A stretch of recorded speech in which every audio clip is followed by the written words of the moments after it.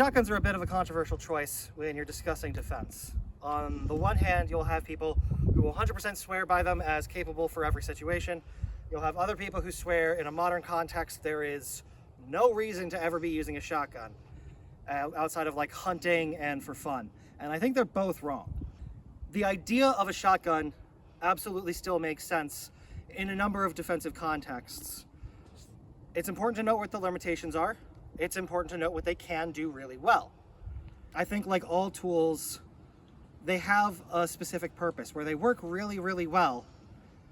And then other purposes where they can vaguely be adapted, but realistically you might have better choices. That said, the entire point of this series is to help folks who are starting out from nowhere figure out how to become dangerous quickly. And in that context, shotguns make a lot of sense. So let's talk about it. First of all, what the hell even is a shotgun? Well, a shotgun fires one of these. This is what's referred to as a shot shell.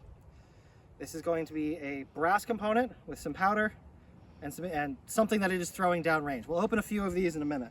But all it is a gun that can contain some kind of shot, hence shotgun. No shit, Sherlock! And that really is as simple as it is.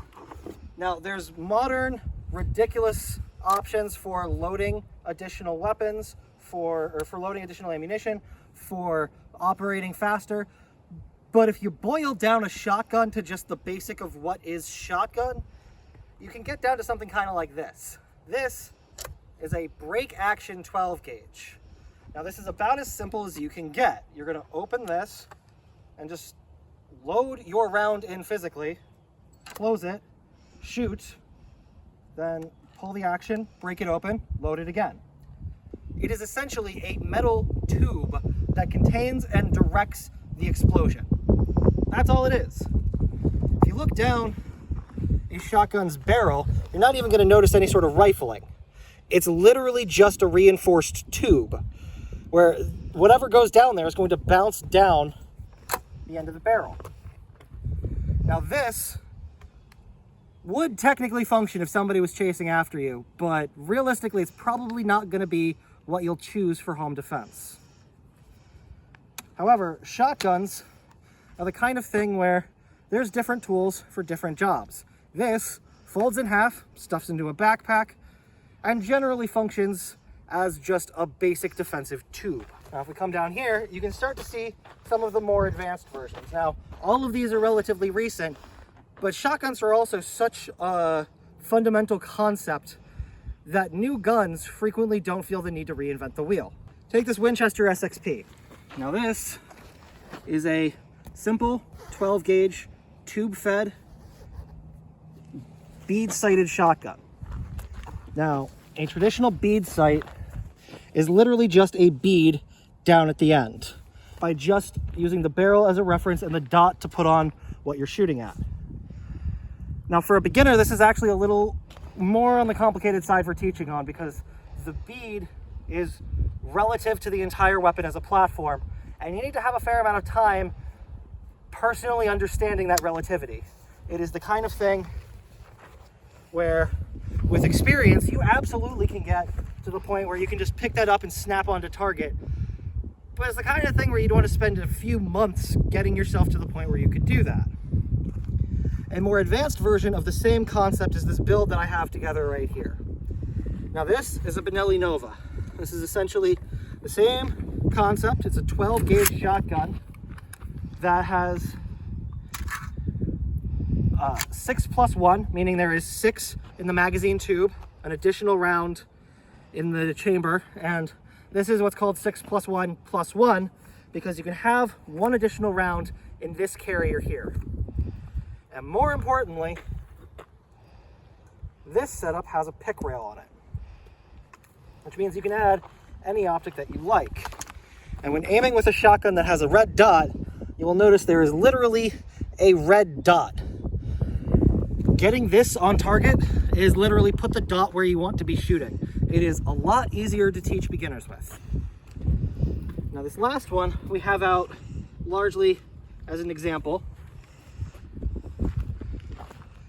of how advanced and futuristic the concepts are getting. But I want you to understand that this, on a fundamental level, is still the same tube, just with some niceness added for how fast it can get the next round down. Now these here are examples of pump shotguns. Pump shotguns means you are the one putting the next round in. You physically pump the action and bring it back online between each shot. This right here is an example of something where it's not necessarily more capable, but there are certain circumstances where it will work better. This is the ATI Bulldog. And some of you might be looking at this thinking, wow, that looks like it came from space compared to the rest of what we've looked at, but I want you to be thinking of this as the same tube as those, just with a few nice touches added to it. This happens to use removable 5-round magazines, so you can carry extras of these in a side container or in a chest rig, and all you have to do when you run out is drop the mag and put in a new one. This episode has been sponsored by Klein Arms out in Maine. I'm going to be putting their information below. They are a clear-owned and operated gun store, an FFL, in Maine. That's not a common thing, and we really need to be supporting our own. They have a fantastic selection. They have a decent variety of weird stuff, and they are the ones who had both the SXP, the semi-auto shotgun, and the Ivor Johnson turkey gun that we were looking at earlier. They have ammunition, accessories, most firearms that you can think of if you want to place an order, and a constantly rotating supply of guns that they will have on hand. So stop by their shop, see what they have. Call this number to set up an appointment. Julie is an awesome human being, and we need to be supporting local queer businesses. So if you can give them your business, please do. Now this has the ability, demonstrating clear,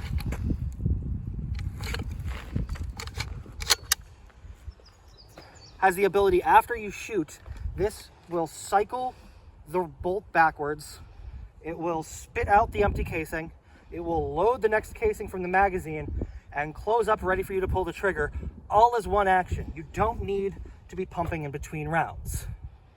This has good and bad qualities to it that we'll get into when we go into what's called error clearing later. This is target shot. This is the type of stuff that you're going to be shooting at targets. Now essentially what this has is a bunch of these little metal balls called shot. You can see those right there. And then behind that will be this little plastic container that had all of the shots in them. And you can see a little plastic guide that is trying to catch the explosion on the way out. Because underneath that will be all of your powder.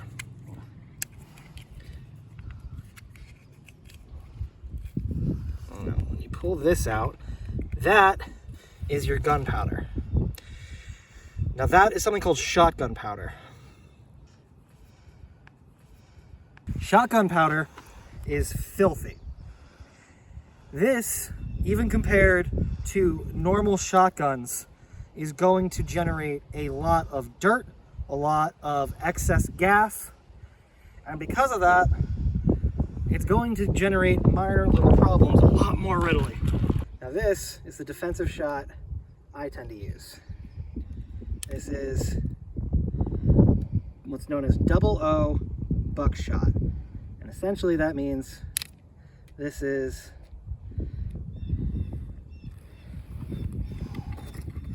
bring this away safely.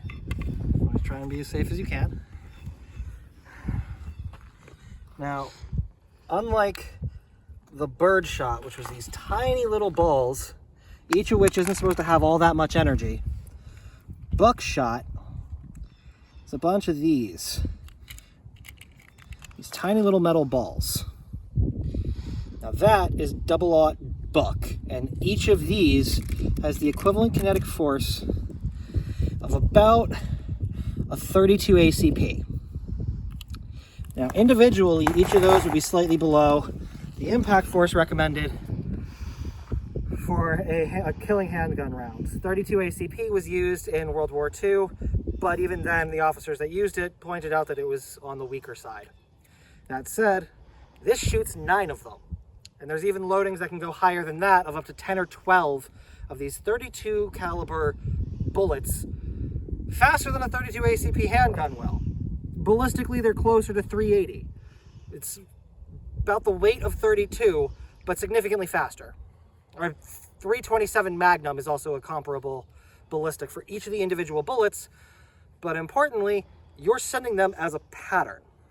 You'll also notice that much like the birdshot, there will be some kind of plastic follower mechanism that is in between the gunpowder and the shell itself.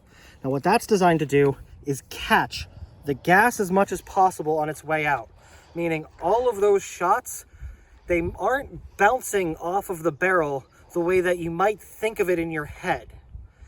Because of that, shotguns don't spread the way they do in cartoons. There is an idea that you barely need to aim a shotgun, and you do need to get on target the same way that you would with any other weapon.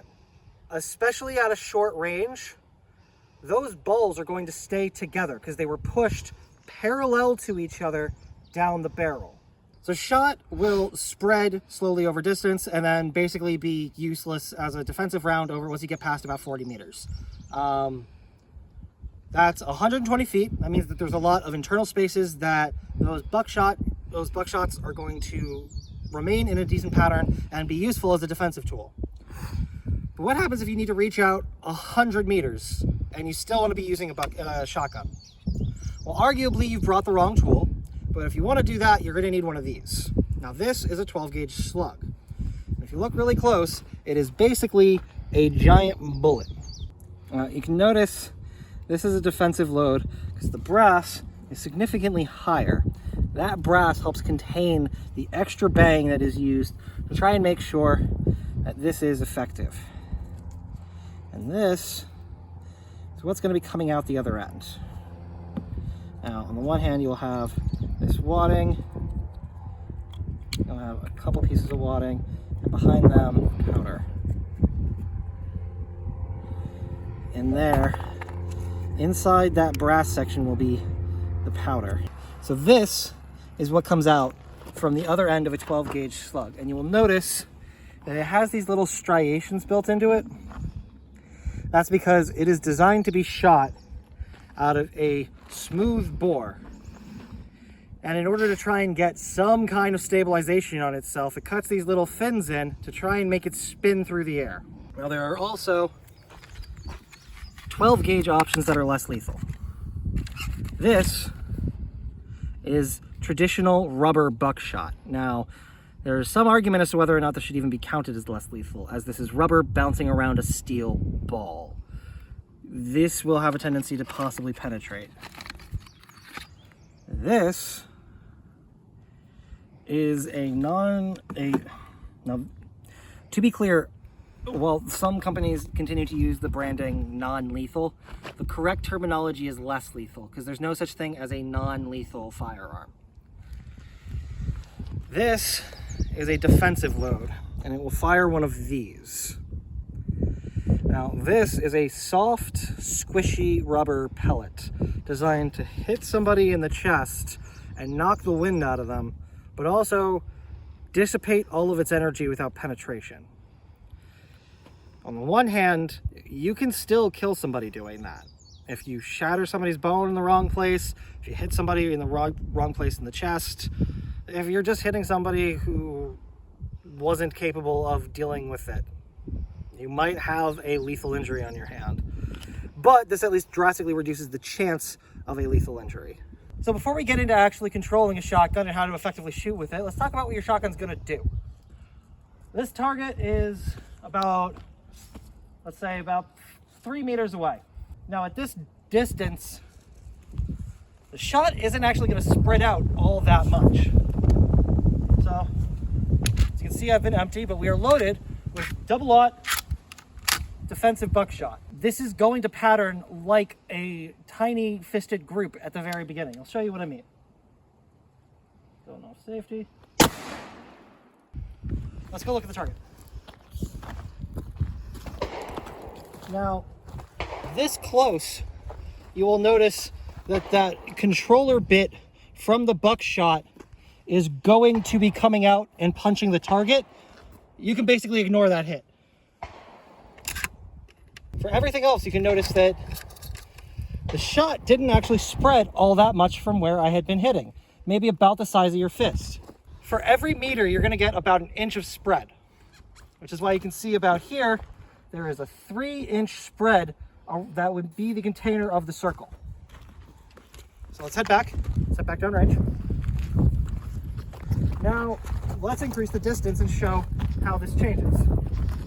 Because this is about twice the distance. This is about 7 meters from the target, or about 20 feet.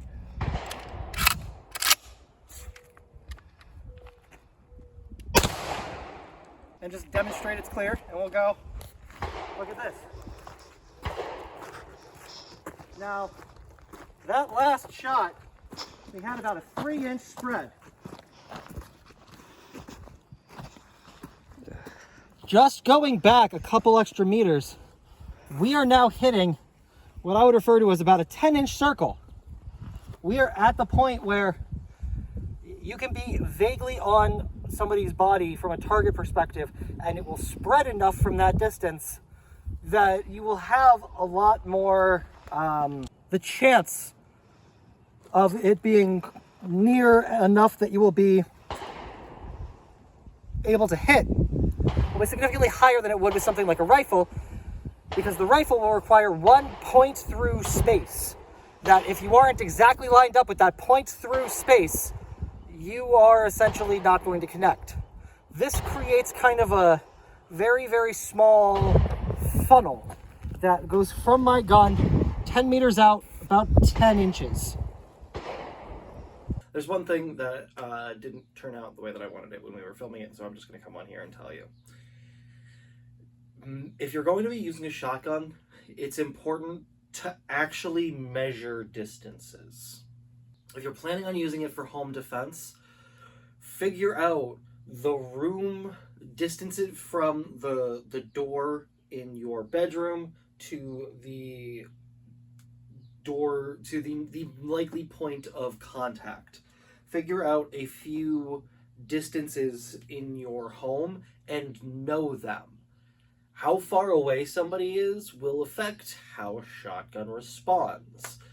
And knowing the range of certain things can absolutely help you think about the smartest way to be working your shotgun.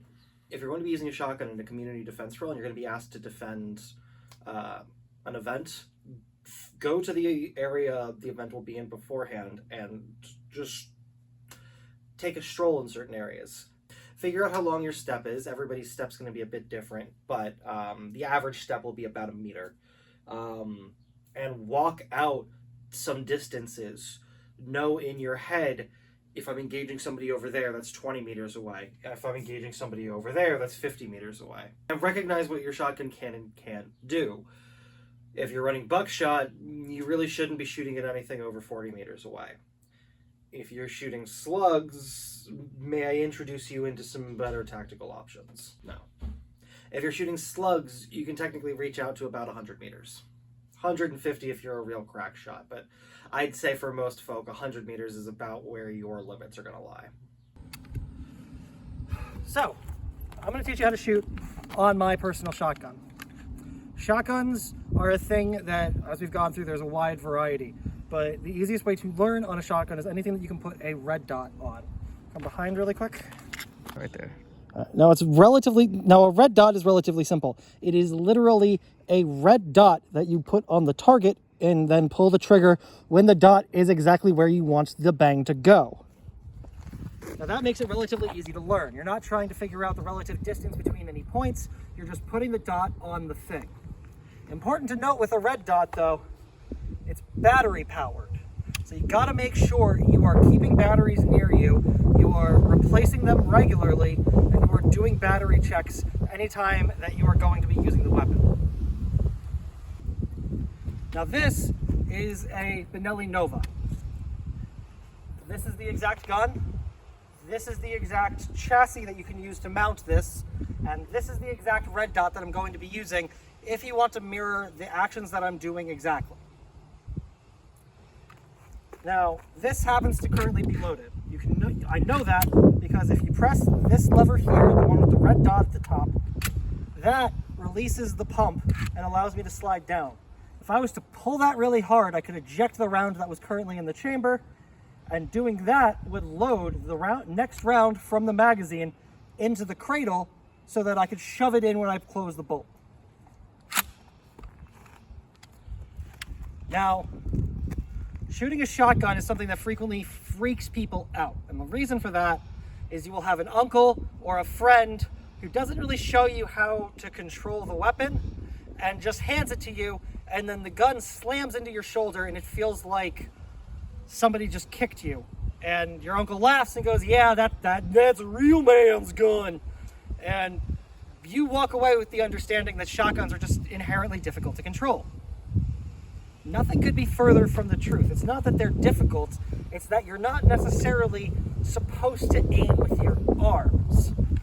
The common belief is you do like this. You pull it into your shoulder and you get ready to lean forward. The problem is, if you'll notice, most of the force from this is just torquing my body. If I put it in here, I'll be more towards the collarbone area and I'll have more of my entire body controlling it.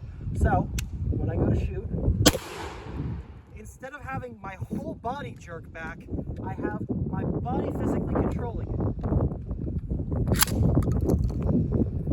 Now, importantly, you don't want to just be standing here and letting it rock your whole body back.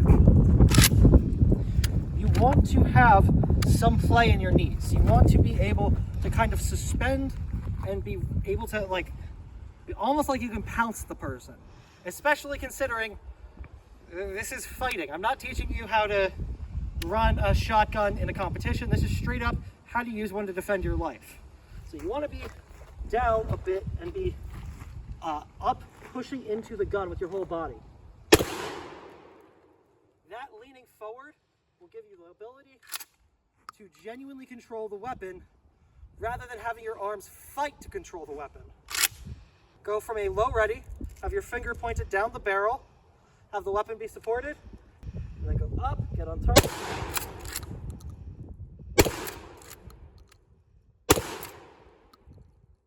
Up and at him. And now we're empty. Now it's important to notice when you are doing this shooting stance, you are absolutely going to be standing as a default. But a lot of people don't realize you can increase the amount of stability you have through your body by reducing the amount of shake points. If you have the ability to set up, going down on one knee, and then controlling it significantly.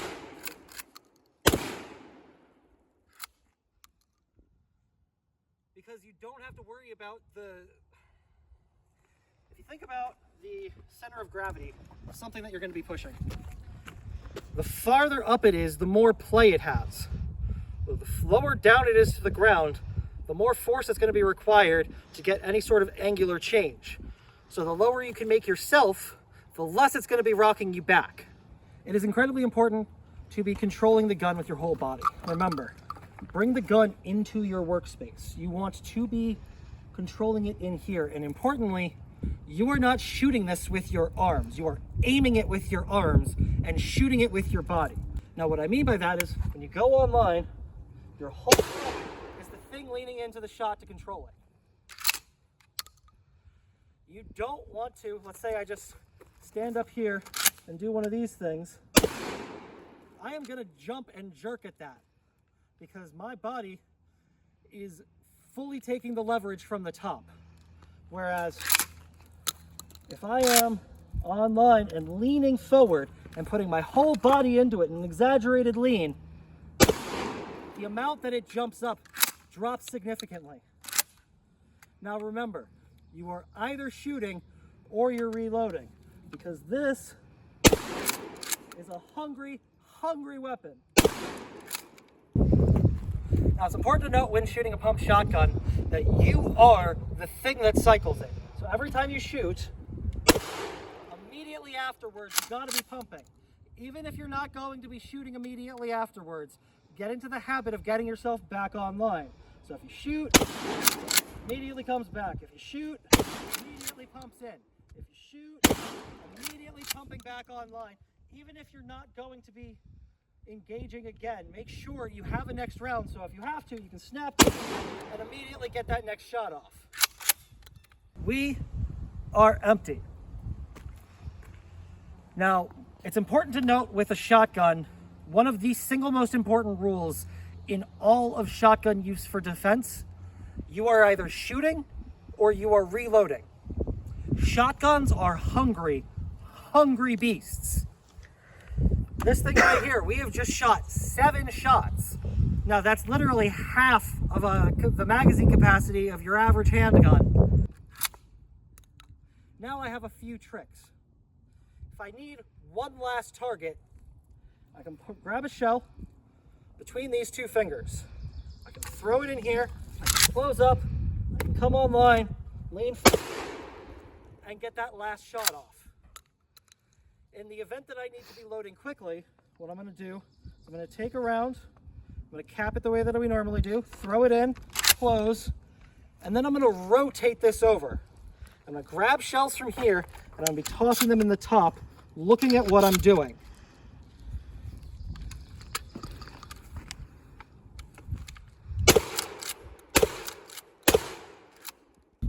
All right, I'm not even going to be shooting this at the moment. I'm going to be demonstrating why acquiring a target with the bead can be quite so difficult. When you are aiming with this, as we were just saying, you really should be aiming with your entire body. You lean in and be aiming down sights. Now, with that dot, you can move your head basically anywhere within the relative fighting position, and you'll still be able to see where the target is going. Shooting here and shooting here, just that subtle position, from my perspective, what I am shooting at has moved drastically. Bead sights are not terrible, but what they are is simple. And they're relying on you to have skills and expertise to be able to shoot them accurately. Don't get me wrong, I'm not going to sit here and tell you that an SXP is a bad option. The SXPs are fucking fantastic. But if you're a beginner, get something with Picatinny and be able to aim with it. One of the things you're going to want to remember is that there is never a good time for the enemy to know where you are. If they know where you are, move.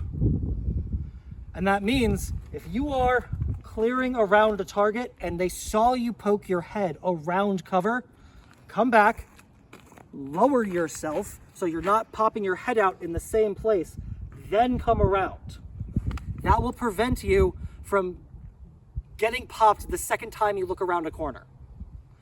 Or at least make it significantly harder for them to get a shot on you. If this runs dry, well, I can either grab more and start loading or move to a transition.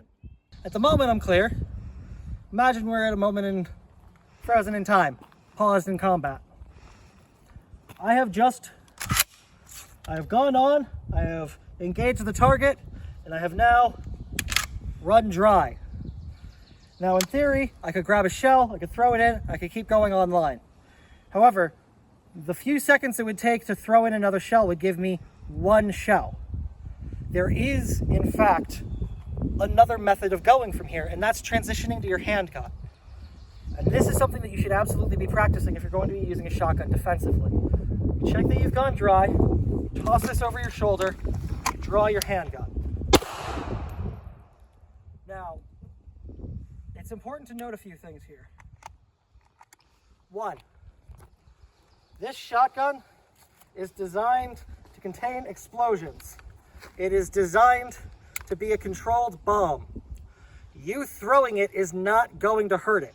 I could yeet this thing downrange and it wouldn't be hurt because it's designed to contain bangs. So because of that, as soon as I am dry and I realize I still need to be online, get it over my head and just drop it. Now, as soon as that's dropped, you'll notice my hand is coming straight down from my gun In that point, you're just doing your normal draw step. So this is a drill you really want to be practicing a lot.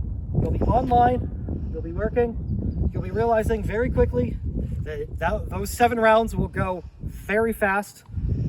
And instead of loading another one, toss over your shoulder, you get control of the weapon, pull it up, and go. Oh! Oh my god! Look! What? Look! Oh shit. So what do you do here? Well, it failed to eject, so we're going to pull, we're going to tap it out. We're going to let it go home, we're going to check, we're going to go back online. Remember, lean forward, charge in with your body. You are not controlling this with your arms, you're controlling it with your body. Your arms are the ones guiding it. You had a clean ejection. This is a new gun. Now, on the one hand, you could probably reduce the chances of this happening by oiling. You can reduce the chances of this happening by making sure you're using the type of ammo that a gun likes. That doesn't stop the fact that semi-autos have a chance of not ejecting properly. So you're going to need to be able to know how to rock this in the event that something goes wrong. Error system on something like this. Step 1. Maintain control. Keep it pushed into your body with your left hand. Step 2. Using your right hand, grab and yank really hard. Be ready to tap or shake loose whatever didn't come through. And then let the bolt go home. If you didn't see the round go back, you might need to do a press check. So on this gun, pull back on the lever, look in, and I can see the shell, come over here, and I can see the shell is riding inside of the bolt there. Shotguns come in a huge variety of flavors, from a simple tube to space age magic that will load the next round to cook your espresso for you. None of these options are inherently bad. They will all have limitations that you should understand and be ready to face. If you get a pump, it'll probably cycle more reliably. You're also going to need to get used to the action of shoot, pump, shoot, pump, shoot, pump. If you are rocking a semi-automatic, it will load for you right up until it doesn't, and then you need to be ready to handle errors. Neither of these choices are inherently bad, but you should be thinking about what they mean. Thank you all for watching. I really do appreciate it. Hit that like button or hit subscribe, do all of the normal YouTube things. Or over on Patreon, you can thank these lovely folks over here because they're the reason I get to keep doing this shit. So if you want to be part of the reason why I get to keep doing this shit, feel free to support me over on Patreon. Well, that's going to be it for me. Stay dangerous, keep each other safe, and remember, moral doesn't mean legal, and Stonewall was a riot. Peace, y'all.